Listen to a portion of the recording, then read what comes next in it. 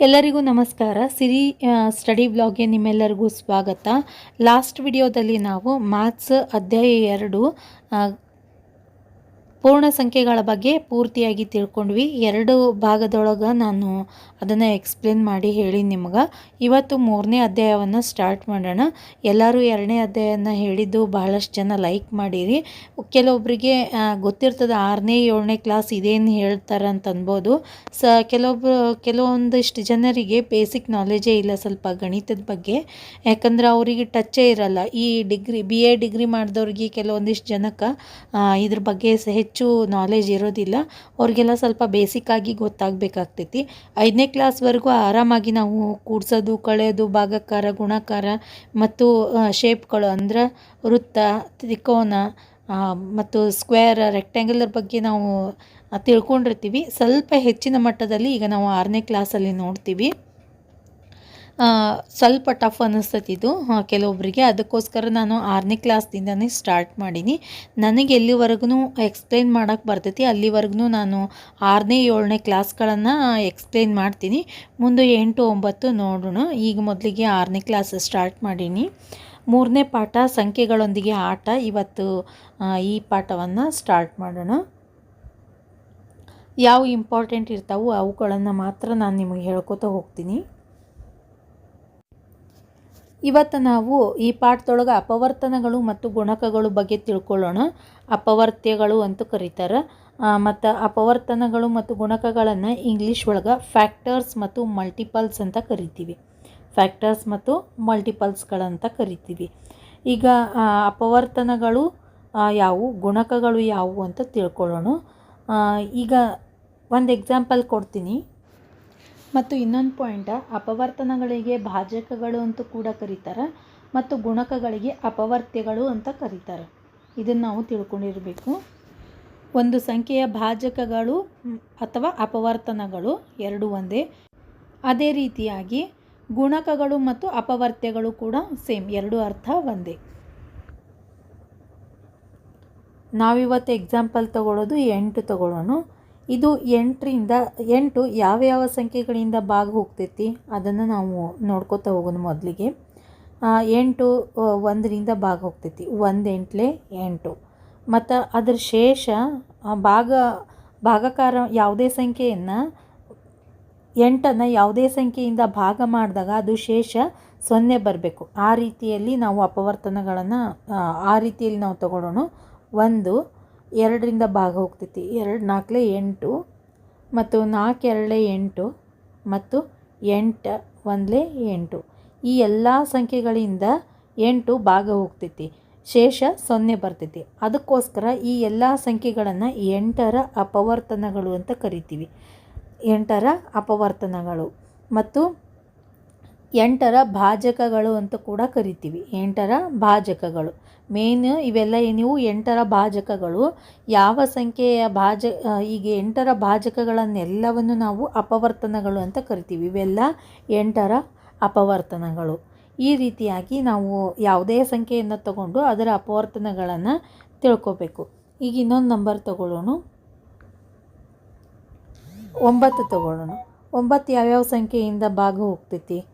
1 9 9, 3 3 9, 4ರಿಂದ ಹೋಗಲ್ಲ, 8ರಿಂದ 5ರಿಂದ ಹೋಗಲ್ಲ, 6 ಇಲ್ಲ, 7 ಇಲ್ಲ, 8 ಇಲ್ಲ, 9 1 9.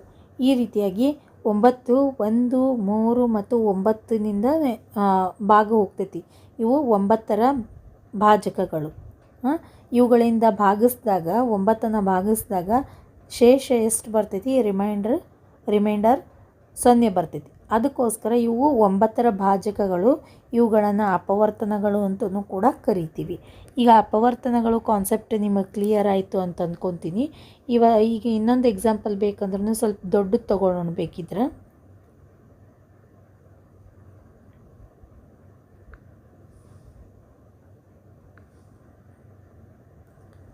ಈಗ ಇನ್ನೊಂದು ಸಂಖ್ಯೆ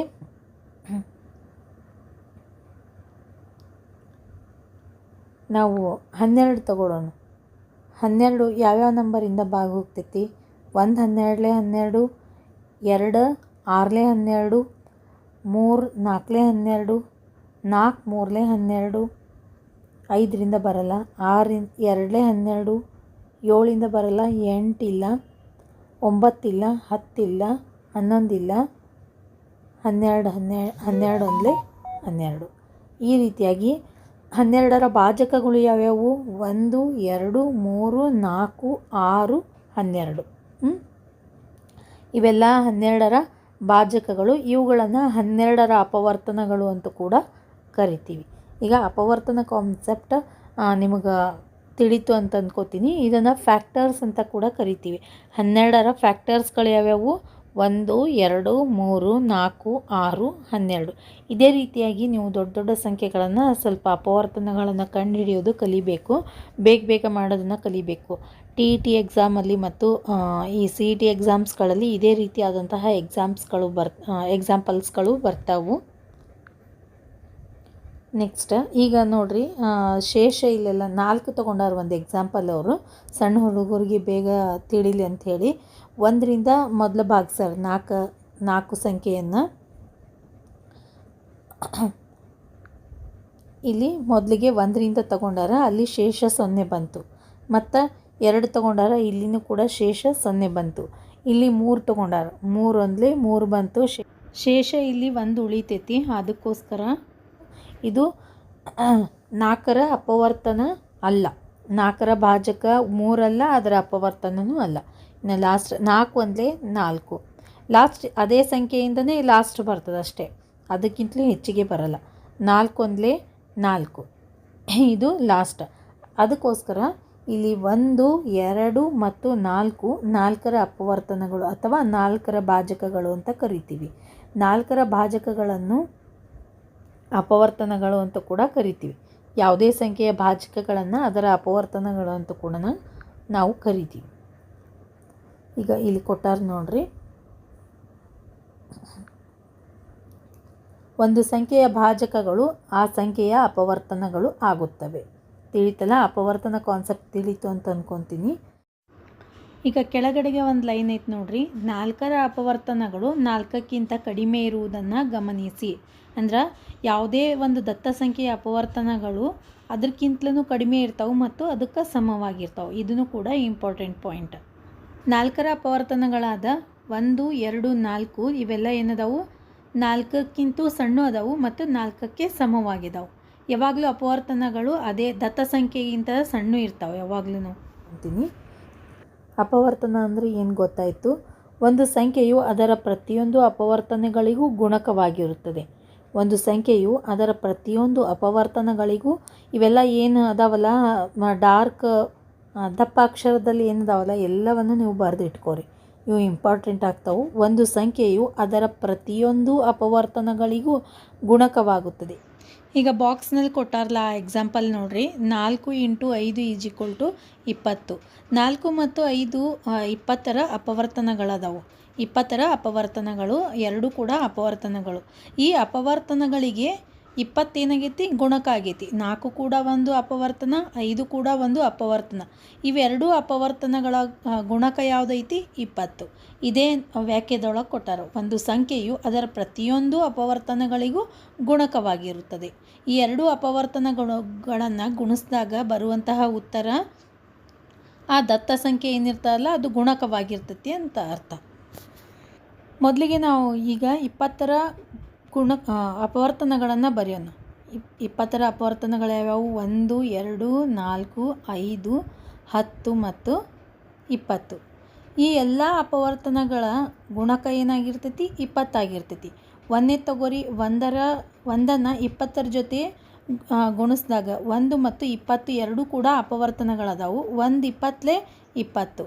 1 ಒಂದು ಅಪವರ್ತನ, 20 ಕೂಡ ಒಂದು ಅಪವರ್ತನ. ಇವೆರಡರ ಗುಣಕ ಯಾವ್ದು ಬರ್ತದೆ? 20.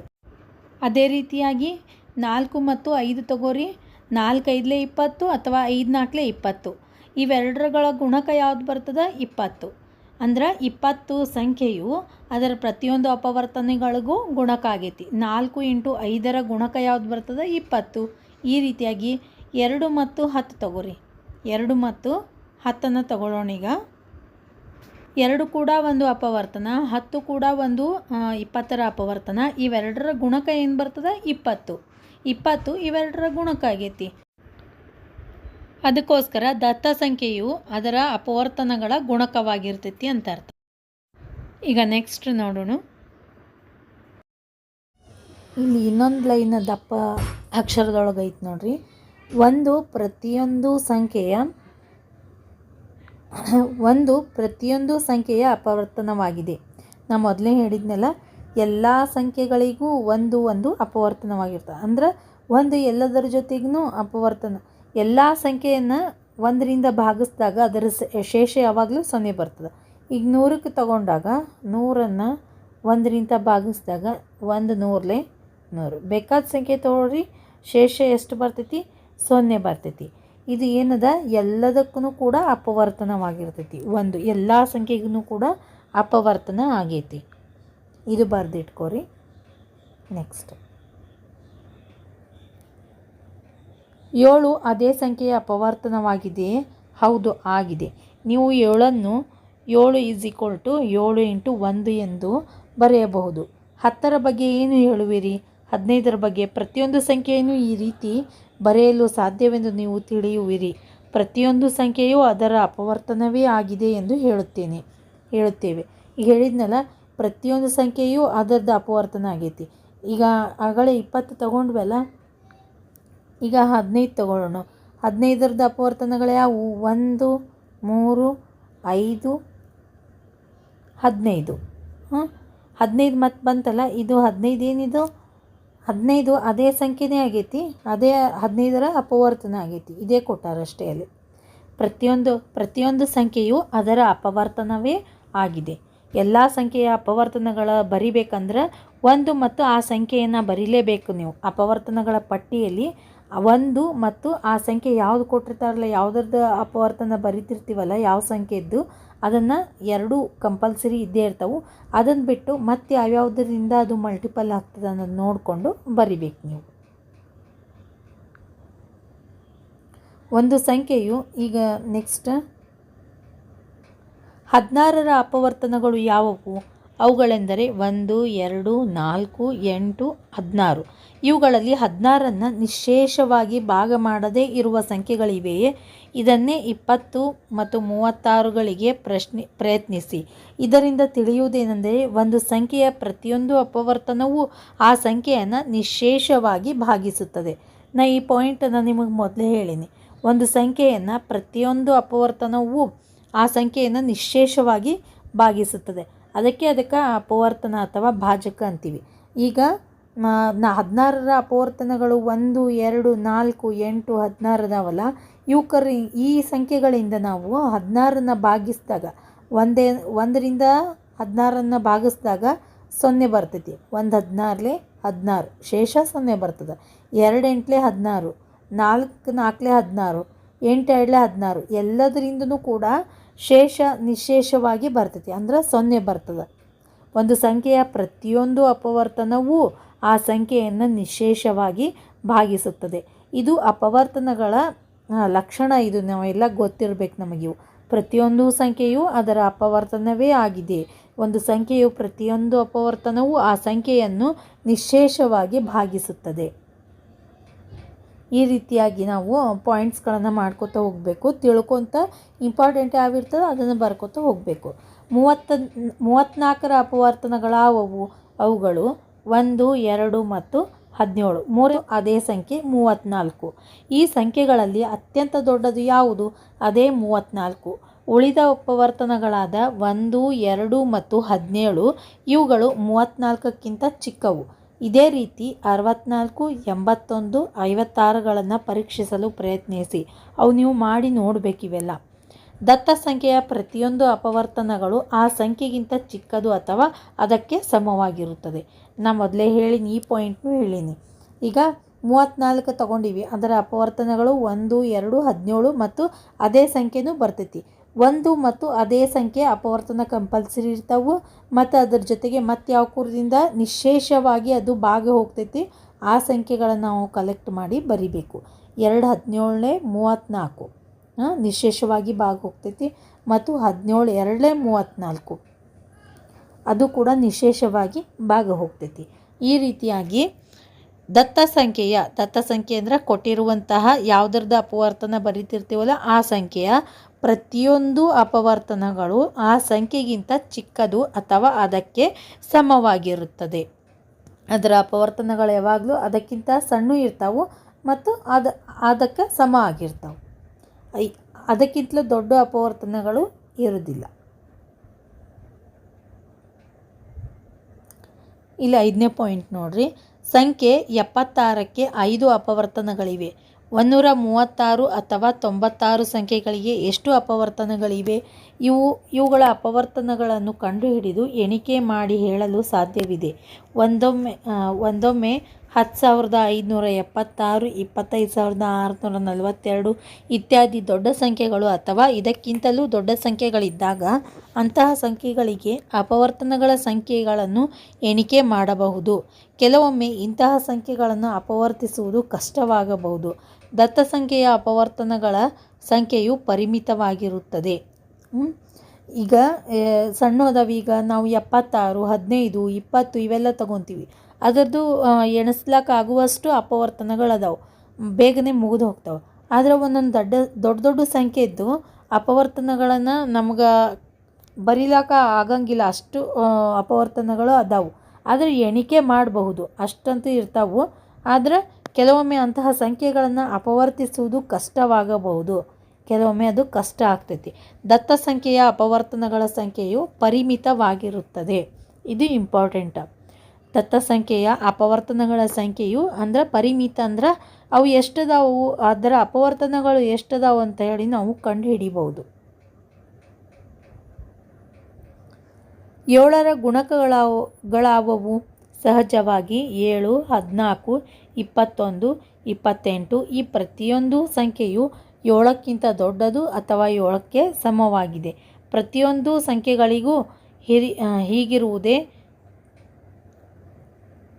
6, 9 ಮತ್ತು 10ರ ಗುಣಕಗಳಿಗೆ ಇದನ್ನು ಪರೀಕ್ಷಿಸಿ. ಇದರಿಂದ ನಾವು ತಿಳಿಯುವುದೇನೆಂದರೆ ಒಂದು ಸಂಖ್ಯೆಯ ಪ್ರತಿಯೊಂದು ಗುಣಕವು ಆ ಸಂಖ್ಯೆಗಿಂತ ದೊಡ್ಡದು ಅಥವಾ ಸಮವಾಗಿರುತ್ತದೆ. ಇಷ್ಟೊತ್ತನ್ನು ನಾವೇನು ನೋಡಿದ್ವಿ? ಅಪವರ್ತನಗಳನ್ನು ನೋಡಿದ್ವಿ. ಈಗ ಇವ್ರು ಏನು ಹೇಳತ್ತಾರ? ಗುಣಕಗಳು. 7ರ ಗುಣಕಗಳು ಯಾವುವು ಅಂದ್ರೆ 7ರ ಟೇಬಲ್ಸ್ ಬರ್ಕೋತ ಹೋದ್ವಿ ಅಂತಂದ್ರೆ ಅದ್ರ ಗುಣಕಗಳೇ ಬರ್ತಾವೆ. 7 1 7 ಅದಂತೂ ಫಸ್ಟ್ ಫಿಕ್ಸ್ ಇರ್ತೈತಿ. 7 1 7, 7 2 14 ಅಂದ್ರೆ ಅದ್ರ ಜೊತೆ ಇನ್ನೊಂದು ನಂಬರನ್ನು ಮಲ್ಟಿಪ್ಲೈ ಮಾಡಿ ಉತ್ತರ ಏನು ಬರಿತೀವಲ್ಲ ಅದು 7ರ ಗುಣಕ ಆಗಿರ್ತೈತಿ. 7ರ ಗುಣಕ ಆಗಿರ್ತೈತಿ. 7 1 7, 7 2 14, 7 3 21, 7 4 28 ಇವೆಲ್ಲ ಏನಿವು 7ರ ಗುಣಕಗಳು. ಅದೇ ರೀತಿಯಾಗಿ 6, 9, 10ರ ಗುಣಕಗಳನ್ನು ನೀವು ಬರಿಬಹುದು. ಇದಕ್ಕೆ ಲಿಮಿಟ್ ಇಲ್ಲ, ಎಷ್ಟು ಬೇಕಾದಷ್ಟು ಗುಣಕಗಳನ್ನು ನಾವು ಬರಿಬಹುದು. 7 100 100, 7 100 700 ಇದು ಕೂಡ 700 ಕೂಡ 7ರ ಗುಣಕ ಆಗೈತಿ. 700 ಕೂಡ 7ರ ಗುಣಕ ಆಗೈತಿ. ಮತ್ತು 7 × 1000 7000 ಬರ್ತೈತಿ. 7000 ಅನ್ನೋದು ಕೂಡ 7ರ ಒಂದು ಗುಣಕ. ಈ ರೀತಿಯಾಗಿ 1400 ಅದು ಕೂಡ 7ರ ಗುಣಕ. 7 200 1400 ಈ ರೀತಿಯಾಗಿ 7ಅನ್ನು ಯಾವುದ್ರ ಜೊತೆ ನಾವು ಮಲ್ಟಿಪಲ್ ಮಾಡಿದಾಗ ಉತ್ತರ ಏನು ಬರ್ತದಲ್ಲ ಅವೆಲ್ಲ ಸಂಖ್ಯೆಗಳು ಕೂಡ 7ರ ಗುಣಕಗಳು. 7ರ ಗುಣಕಗಳು. ಇದು 7 ಒಂದು ಎಕ್ಸಾಂಪಲ್ ತೊಗೊಂಡಿವಿ. ಯಾವುದೇ ನಂಬರ್ ತಗೋರಿ, ಯಾವುದೇ ನಂಬರಿಗೆ ನಾವು ಬೇರೆ ಬೇರೆ ಸಂಖ್ಯೆಗಳಿಂದ ಮಲ್ಟಿಪಲ್ ಮಾಡಿದಾಗ ಗುಣಕ ಏನು ಬರ್ತದಲ್ಲ ಅವೆಲ್ಲ ಆ ಸಂಖ್ಯೆಯ ಗುಣಕಗಳಾಗಿರ್ತಾವೆ. ಮತ್ತು ಗುಣಕಗಳದ್ದೇನಿರ್ತೈತಿ? ಒಂದು ಸಂಖ್ಯೆಯ ಪ್ರತಿಯೊಂದು ಗುಣಕವು ಆ ಸಂಖ್ಯೆಗಿಂತ ದೊಡ್ಡದು ಮತ್ತು ಸಮ ಆಗಿರ್ತೈತಿ. ಅಪವರ್ತನದೊಳಗೆ ಹೆಂಗಿತ್ತು? ಅದಕ್ಕಿಂತಲೂ ಚಿಕ್ಕದಾಗಿರ್ತಾವು ಅಪವರ್ತನಗಳು, ದತ್ತ ಸಂಖ್ಯೆಗಿಂತಲೂ ಚಿಕ್ಕವಾಗಿರ್ತಾವೆ ಮತ್ತು ಆ ಸಂಖ್ಯೆಗೆ ಸಮವಾಗಿರ್ತಾವೆ. ಇಲ್ಲಿ ದತ್ತ ಸಂಖ್ಯೆಗೆ ಸಮ ಮತ್ತು ಅದಕ್ಕಿಂತಲೂ ದೊಡ್ಡ ಇರ್ತಾವೆ. ಗುಣಕಗಳಂದ್ರೆ ದತ್ತ ಸಂಖ್ಯೆಗೆ ದೊಡ್ಡದು ಮತ್ತು ಅದಕ್ಕೆ ಸಮವಾಗಿರ್ತಾವೆ. ಗುಣಕಗಳು ದತ್ತ ಸಂಖ್ಯೆಗಿಂತ ದೊಡ್ಡದು ಮತ್ತು ಸಮವಾಗಿರುತ್ತದೆ. 5ರ ಗುಣಕಗಳನ್ನು ಬರೆಯಿರಿ. ಅವುಗಳು 5, 10, 15, 20 ಆಗಿವೆ. ಈ ಪಟ್ಟಿಯು ಅಂತ್ಯಗೊಳ್ಳುವುದೇ ಇಲ್ಲ. ಇದಕ್ಕೆ ಅಂತ್ಯವೇ ಇಲ್ಲ. ಹೀಗೆಯೇ 6, 7 ಇತ್ಯಾದಿಗಳ ಗುಣಕಗಳನ್ನು ಪ್ರಯತ್ನಿಸಿ. ಇದರಿಂದ ತಿಳಿಯುವುದೇನೆಂದರೆ ದತ್ತ ಸಂಖ್ಯೆಗಳ ಗುಣಕಗಳ ಸಂಖ್ಯೆಯು ಅಪರಿಮಿತವಾಗಿದೆ. ನಾ ಆಲ್ರೆಡಿ ಇದನ್ನು ಕೂಡ ಹೇಳೀನಿ. ಯಾವುದೇ ಸಂಖ್ಯೆಯ ಗುಣಕಗಳು ಅಪರಿಮಿತ ಅದಾವೆ. ನೀವು ಎಷ್ಟು ಬೇಕಾದಷ್ಟು ಗುಣಿಸಿಟ್ರೆ ಅದು ಉತ್ತರ ಏನು ಬರ್ತದಲ್ಲ, ದತ್ತ ಸಂಖ್ಯೆಗೆ ಯಾವುದೇ ಸಂಖ್ಯೆಯಿಂದ ಗುಣಿಸಿದಾಗ ಉತ್ತರ ಏನು ಬರ್ತದಲ್ಲ ಅದು ಆ ಸಂಖ್ಯೆಯ ಗುಣಕ ಆಗಿರ್ತದೆ. ಬೇಕಾದಷ್ಟು ತಗೋಬೋದು. ಇನ್ಫಿನಿಟಿ ಅದಕ್ಕೆ ಪರಿಮಿತಿಯೇ ಇಲ್ಲ. ಅಪರಿಮಿತವಾಗಿ ದತ್ತ ಸಂಖ್ಯೆಯ ಗುಣಕಗಳನ್ನು ನಾವು ಬರೀಬಹುದು. ಆದರೆ ಅಪವರ್ತನಗಳಲ್ಲ, ಹಂಗಿಲ್ಲ, ಪರಿಮಿತಿ ಇರ್ತದೆ, ಇಷ್ಟೇ ಅಂತ ಇರ್ತೈತಿ. ಈಗ ಒಂದು ಎಕ್ಸಾಂಪಲ್ ತಗೊಳ್ಳೋಣ, ಸಿಂಪಲ್ ಎಕ್ಸಾಂಪಲ್ ತಗೊಳ್ಳೋಣ. ಮೊದಲಿಗೆ ನಾವು ಅಪವರ್ತನಗಳ ಬಗ್ಗೆ ಮಾಡೋಣ. ಅದಾದಮೇಲೆ ಅದೇ ಸಂಖ್ಯೆದ್ದು ಈಗ 10 ತಗೊಳ್ಳೋಣ ಈಸಿಯಾಗಿ. 10 ನಂಬರ್ ಏನೈತಿಲ್ಲ, ಇದರ ಅಪವರ್ತನಗಳು ಯಾವ್ಯಾವು? 1, 2, 4, 3 ಬರಲ್ಲ, 4 ಬರಲ್ಲ, 5 ಬರ್ತೈತಿ, 6 ಇಲ್ಲ, 7 ಇಲ್ಲ, 8 ಇಲ್ಲ, 9 ಇಲ್ಲ, 10. ಇವೇನಿವು 10ರ ಅಪವರ್ತನಗಳು. ಇವು ಕೌಂಟೇಬಲ್ ಅದಾವೆ. ಪರಿಮಿತವಾಗ್ಯಾವ ಅಂತಂದ್ರೆ ಕೌಂಟೇಬಲ್, ಎಣಿಸ್ಲಿಕ್ಕಾಗುವಷ್ಟು ಅಪವರ್ತನಗಳು ಅದಾವೆ. 1, 2, 5, 10, 4 ಅದಾವೆ.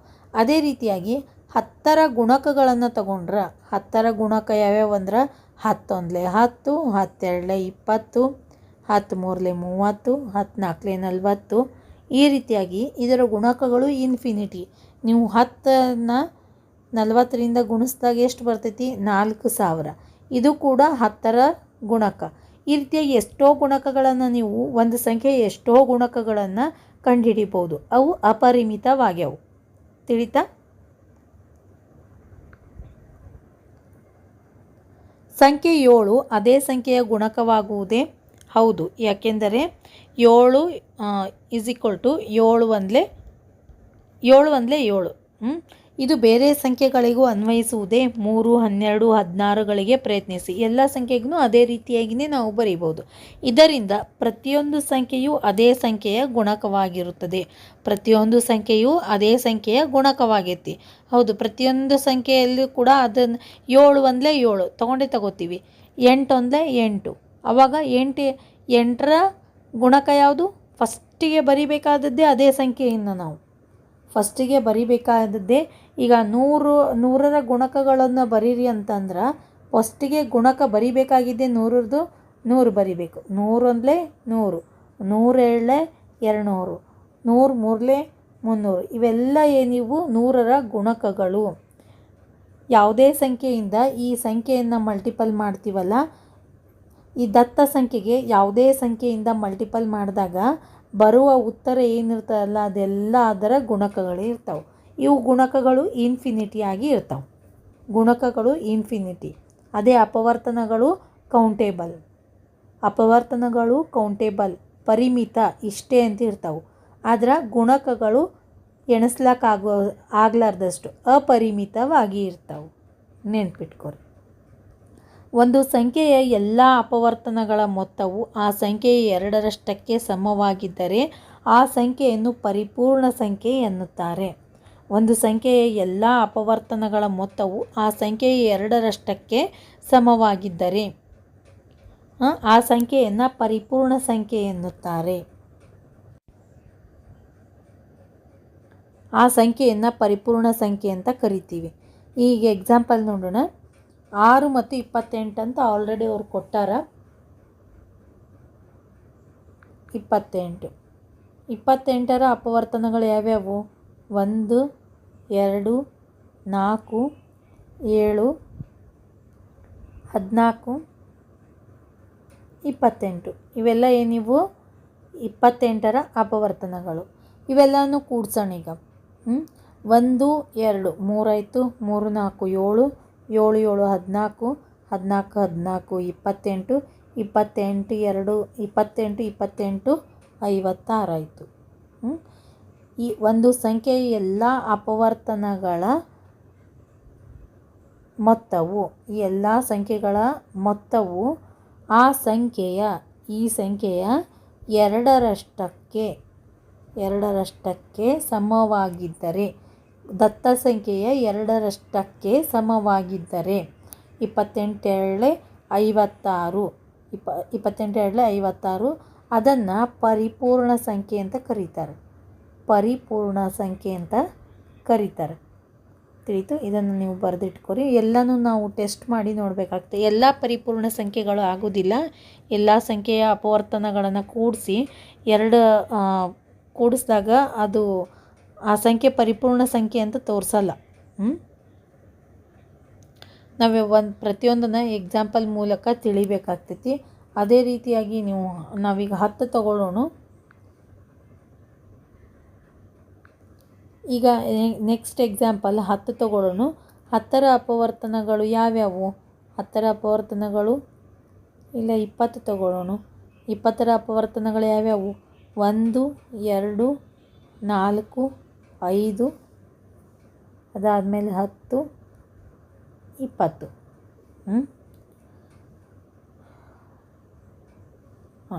ಇವುಗಳನ್ನು ಕೂಡಿಸೋಣ. ಈಗ 1 2 3 3 4 7 7 5 12 12 10 22 22 1 20 42 42.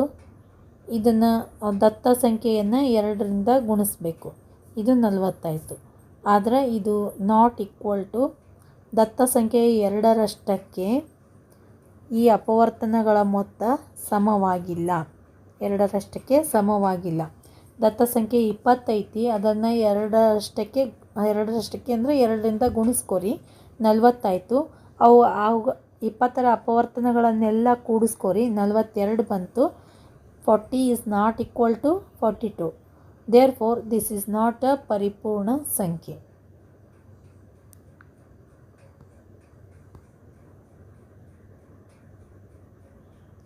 ಇವುಗಳನ್ನೆಲ್ಲ ನೀವು ಸ್ವಲ್ಪ ಪ್ರಾಕ್ಟೀಸ್ ಮಾಡಬೇಕಂದ್ರೆ ಗೊತ್ತಾಕ್ಕೈತಿ. ಇದೊಂದು ಸ್ವಲ್ಪ ಟೇಬಲ್ ನೋಡ್ರಿ.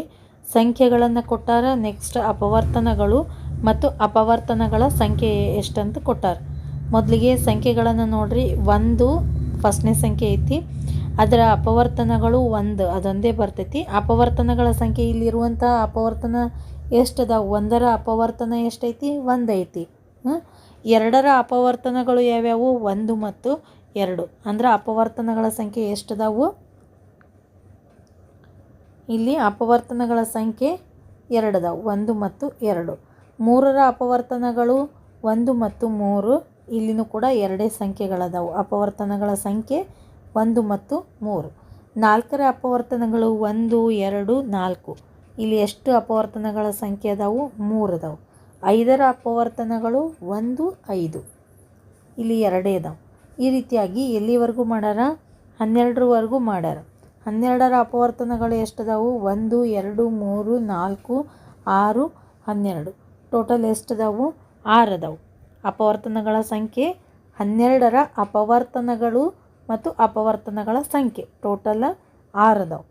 ಇದರಿಂದ ನಮಗೆ ತಿಳಿದು ಏನು ಬರ್ತೈತಿ ಅಂತಂದ್ರೆ, ಈ ಟೇಬಲ್ ಮೂಲಕ ಸಂಖ್ಯೆ 1 ಕೇವಲ ಒಂದು ಅಪವರ್ತನವನ್ನು ಹೊಂದಿದೆ.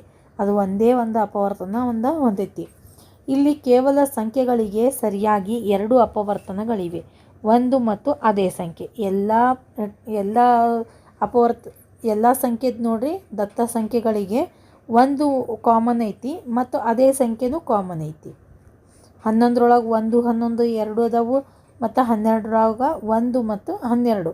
ಈ ರೀತಿಯಾಗಿ ಎಲ್ಲದರಲ್ಲೂ ಕೂಡ 1 ಮತ್ತು ಅದೇ ಸಂಖ್ಯೆ ಕಾಮನ್ ಆಗಿ ಐತಿ. ಯಾವ ಸಂಖ್ಯೆಗೆ ಕೇವಲ 2 ವಿಭಿನ್ನ ಅಪವರ್ತನಗಳಿವೆಯೋ ಅವುಗಳನ್ನು ಅವಿಭಾಜ್ಯ ಸಂಖ್ಯೆಗಳು ಎಂದು ಕರೆಯುತ್ತೇವೆ. ಯಾವ ಸಂಖ್ಯೆಗಳು? ಇದು ಅವಿಭಾಜ್ಯ ಸಂಖ್ಯೆಗಳ ಬಗ್ಗೆ ನೆಕ್ಸ್ಟ್ ಕ್ಲಾಸ್ ಒಳಗೆ ಹೇಳ್ತೀನಿ. ಭಾಳ ಲೆಂಗ್ದಿ ಆಗಿಬಿಡ್ತೈತಿ. ಈಗ ಇದನ್ನು ತಿಳ್ಕೊಂಬಿಡ್ರಿ. ಅಪವರ್ತನಗಳು, ಯಾವುದೇ ಸಂಖ್ಯೆಯ ಅಪವರ್ತನಗಳನ್ನು ಬರಿಬೇಕಂತಂದ್ರೆ ಮೊದಲಿಗೆ 1 ಬರಿಬೇಕು. ಅದರ ಜೊತೆಗೆ ಅದೇ ಸಂಖ್ಯೆಯನ್ನು ಬರಿಬೇಕು. ಕೊಟ್ಟ ದತ್ತ ಸಂಖ್ಯೆಯನ್ನು ಕೂಡ ನಾವು ಬರಿಬೇಕು. ಉಳಿದಿದ್ದು ಮತ್ತೆ ಯಾವ್ಯಾವ ಇರ್ತಾವು ಅವುಗಳನ್ನು ಬರಿಬೇಕು. ಯಾವ್ಯಾವ ನಂಬರಿಂದ ಮಲ್ಟಿಪಲ್ ಆಗ್ತಿರ್ತೈತಿ ಅವುಗಳನ್ನು ಬರಿಬೇಕು. ಈ ಟಾಪಿಕ್ ನಿಮಗೆ ತಿಳಿಯಿತು ಅಂತ ಅನ್ಕೋತೀನಿ. ಇಷ್ಟ ಆಗಿದ್ರೆ ಲೈಕ್ ಮಾಡಿರಿ, ನಿಮ್ಮ ಫ್ರೆಂಡ್ಸ್ ಮತ್ತು ಫ್ಯಾಮಿಲಿ ಜೊತೆ ಶೇರ್ ಮಾಡ್ಕೊರಿ. ಇದು ಇಂಟ್ರೆಸ್ಟಿಂಗ್ ಟಾಪಿಕ್ ಐತಿ, ಅವಿಭಾಜ್ಯ ಸಂಖ್ಯೆ ಮತ್ತು ಭಾಜ್ಯ ಸಂಖ್ಯೆಗಳು. ನೆಕ್ಸ್ಟ್ ಇದನ್ನು ಹೇಳೋಣ. ಇಲ್ಲಿಗೆ ಮುಗಿಸ್ತೀನಿ. ಯಾವ್ಯಾವ ದಪ್ಪ ಅಕ್ಷರ ಒಳಗದಾವಲ್ಲ ಅವುಗಳನ್ನೆಲ್ಲ ನೀಟಾಗಿ ಬರ್ಕೊಂಡು ಇಟ್ಕೊರಿ.